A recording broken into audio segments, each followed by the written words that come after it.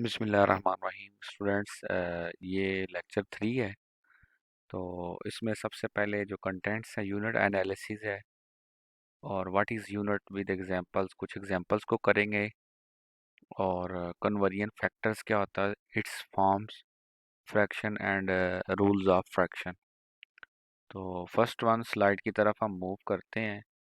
तो सबसे पहले है जी यूनिट। यूनिट क्या होता है students? The unit Units of a quantity describe what that quantity measures or count। क्या बेसिकली यूनिट होता है? देखें, फॉर एग्जांपल, जब आप कोई भी चीज़ इस वर्ल्ड के अंदर कुछ भी करते हो, आप फॉर एग्जांपल के मुताबिक आप दूध खरीदने जाते हैं या कोई शुगर खरीदने जाते हैं, तो आप कहते हैं, आप ये तो नहीं शॉप पे जाके कहते कि चीनी चाहिए, शुगर चाहिए। आप कहते हैं कि मुझे 2 kg शुगर चाहिए।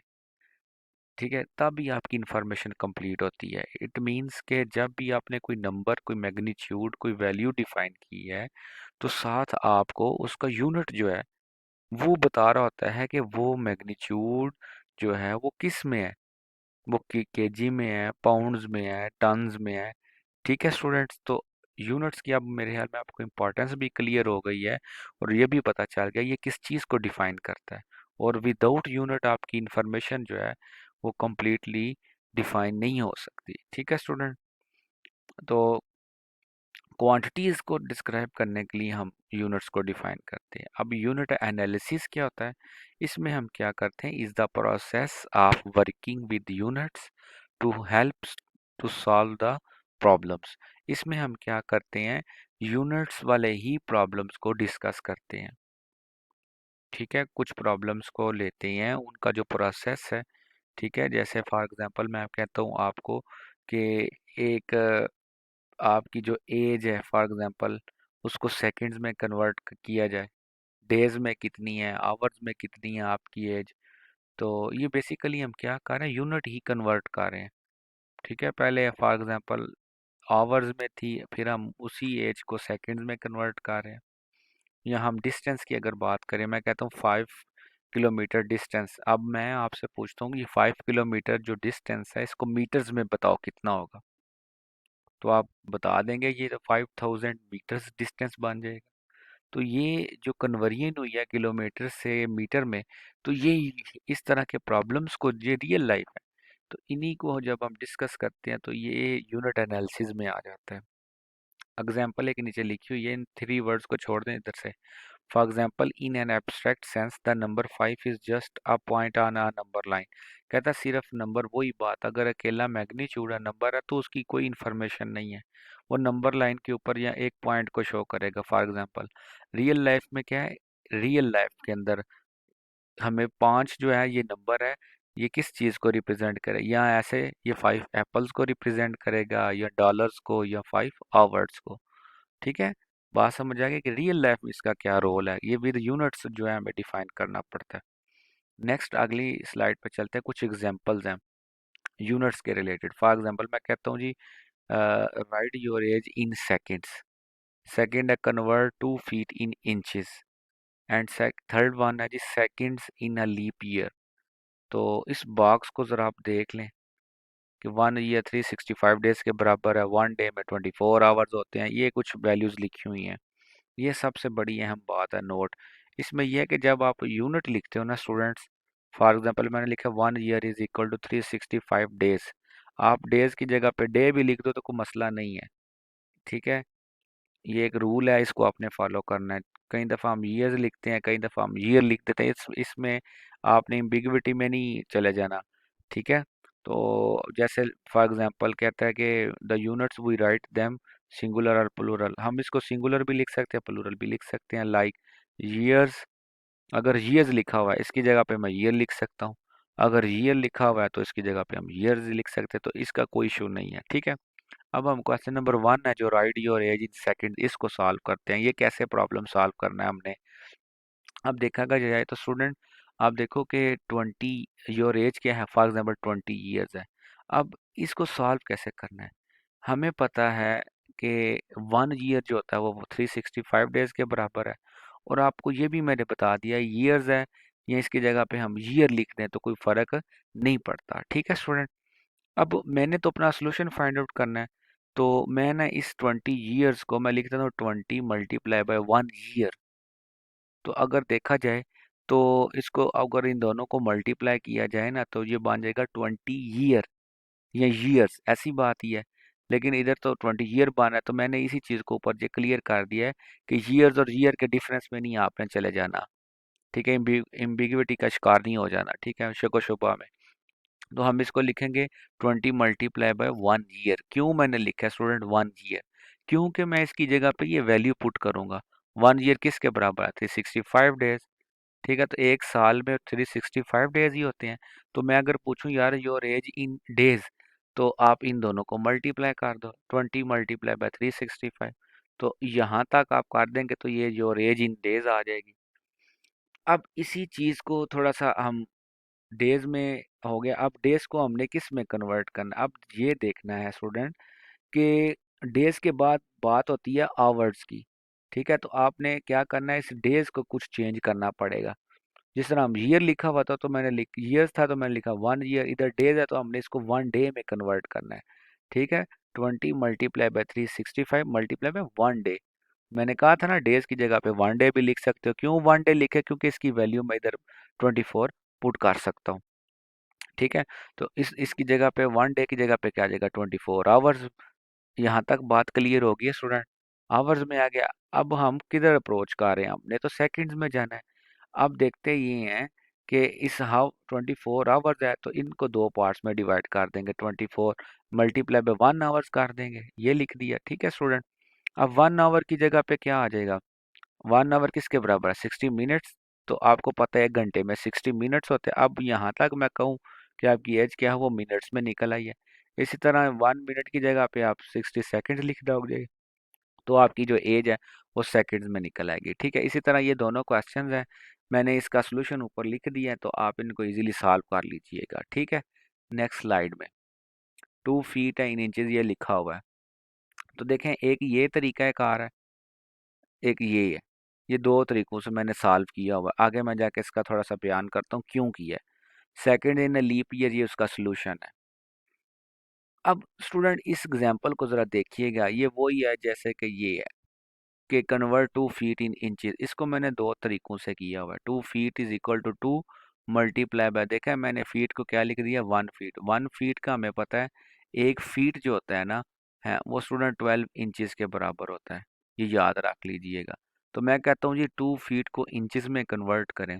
ठीक है, तो 1 फीट 12 इंच के बराबर है, तो 2 फीट क्या होगा? 24 इंचेस के बराबर हो जाएगा। तो ज़रा इधर देखिएगा, पहले यही मैंने काम किया है, इसको दो फैक्टर्स में कन्वर्ट कर दिया। एक 2 है, एक मल्टीप्लाई बाय 1 फीट है, ये 2 फैक्टर्स बन गया। 1 फीट की जगह पे 12 इंचेस आ गया। तो स्टूडेंट इसको हम मल्टीप्लाई करेंगे तो जवाब तो आपका 12 इंचेस ही है। लेकिन नेक्स्ट देखें ज़रा, इसी को मैं दूसरे तरीके से करने लगा हूँ। 2 feet is equal to 2 feet multiply by 1। अब मुझे बताएं यहाँ तक ये जो मैंने 1 लिखा है, क्या मैंने ठीक लिखा है?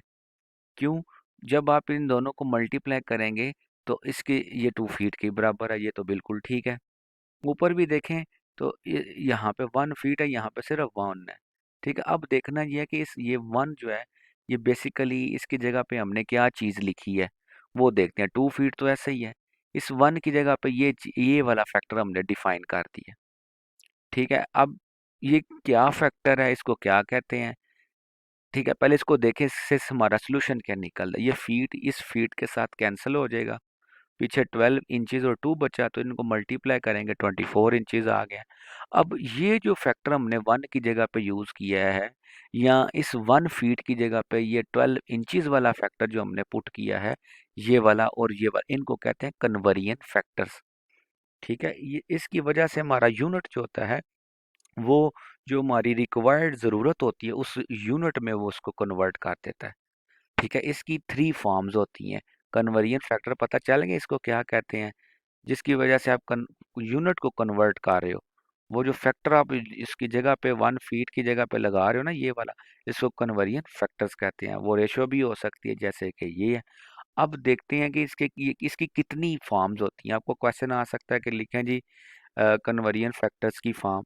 तो इसको हम 3 वेज में लिख सकते हैं। ठीक है। फर्स्ट वन क्या है जी, आपको पता है जी 12 इंच किसके बराबर होता है, 1 फीट के। ठीक है। एक तो ये है कि अगर हमने इन 12 इंच फीट से इंचज में आना है या इंचज से फीट में आना है, ठीक है, तो ये हमारे पास रिक्वायर्ड चीज़ है। अब इसी में से ना हम ये बाकी 2 फॉर्म बड़ी इजीली, इनको जुबानी याद रखना भी ज़रूरी नहीं है, आप इधर से ही निकाल सकते हो। अब देखो 1 इधर ही रखें, ये फीट जो है इधर आके क्या हो जाएगा, डिवाइड हो जाएगा। तो ये देखें, हाँ 1 किसके इक्वल है, 12 इंचज/1 फीट। अब आपको पता चल गया 1 जो है उसकी जगह पे हम ये रेशो लिख सकते हैं। ठीक है स्टूडेंट। अब इसी, एक तो ये होगी। अब इधर ज़रा स्टूडेंट देखिएगा, दूसरी एक रेशो हम खुद डिफाइन करने लगे हैं। एक तो यहाँ से ये निकल आई। अब इधर देखें कि इधर क्या लिखा हुआ है, 12 इंचज, और ये क्या है, 1 फीट। अब इस 12 इंचज को ना है अगर मैं लिखना चाहूँ, तो 12 इंचज को ना मैं ज़रब कर देता हूँ